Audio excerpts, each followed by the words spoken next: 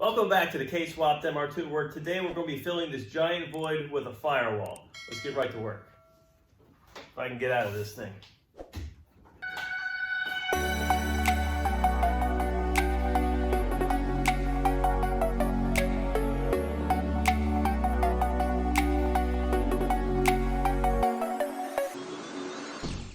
So first order of business today is to come up with a cardboard template we can use.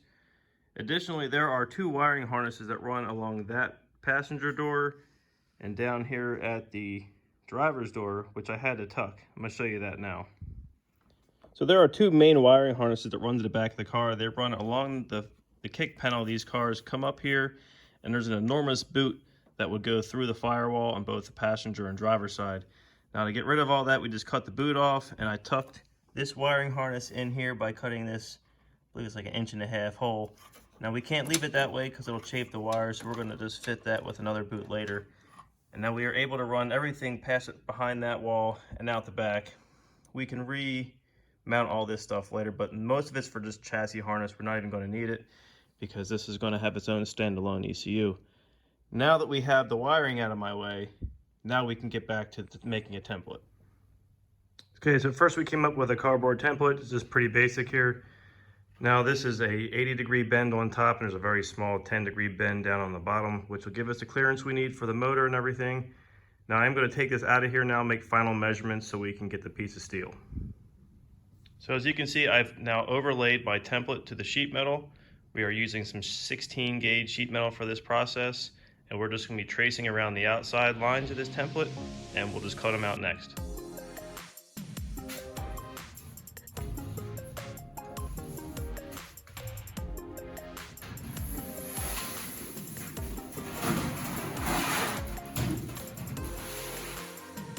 And next up, we're going to trim out through our template line with our double cuts.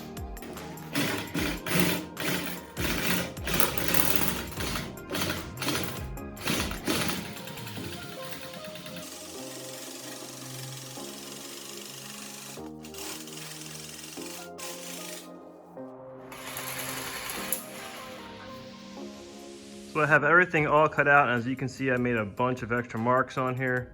Now these red lines indicate where I'm going to cut, so I'm going to have a lower access window and a top access window. This blue circle here, we're going to run around with the tipping die on the bead roller on both top and bottom, so we can recess the lid on the top and bottom so it'll just fit flush that way. And then the greens over here and on the top, we're just going to use that 1/4 inch round over bit in the bead roller.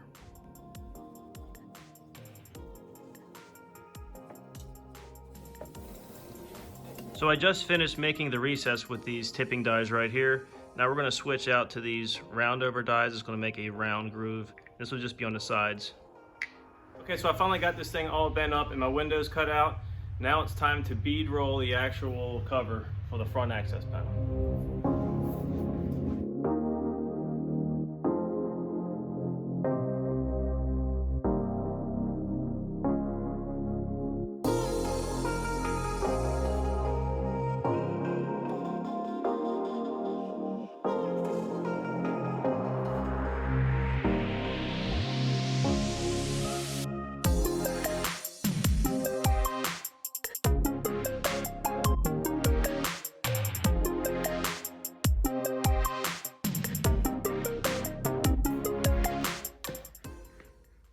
All right, so here it is all put together. Now the process was pretty simple. I started off with marking off all my holes so they're all equal distance apart. Next, we tack screwed all 4 corners together. And I was able to transfer these holes over to the back side of the sheet metal.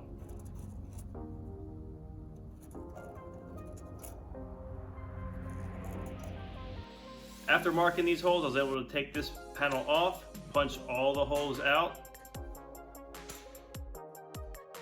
Lastly, insert the rib nuts. So now that all that fun is done, it's time to move to the top side and repeat the process again. We're going to start off by cutting out our top piece, followed by marking our panel overlap.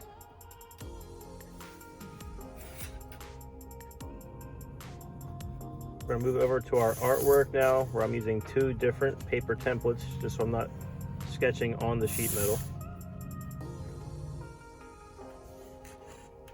We're going to mark all of our perimeter holes again equally, followed by our hole punch. And now we can move this panel right back over to the bead roller.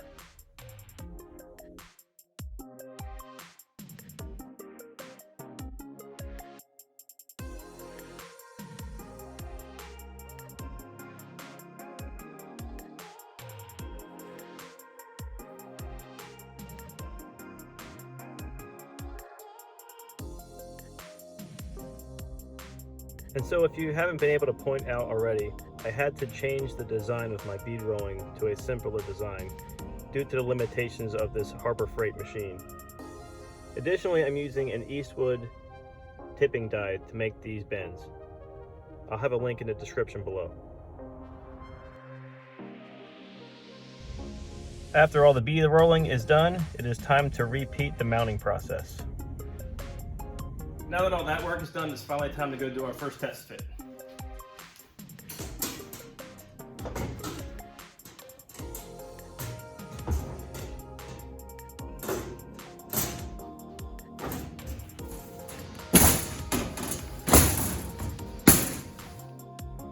And here is the first rough fit. You see, I just threw it in here for now. Nothing is welded in. Now I do have a good reason for that. Okay, so here it is, just loosely fitted in the car for now. Now the reason I'm doing that is because I'm going to start a roll cage next in this process, and I don't want to be fighting my way around this firewall. So in the meantime, I'm going to pull this back out, put some primer on it, and join me next time when we start the roll cage. Thanks for watching. Please hit subscribe, and we'll see you next time.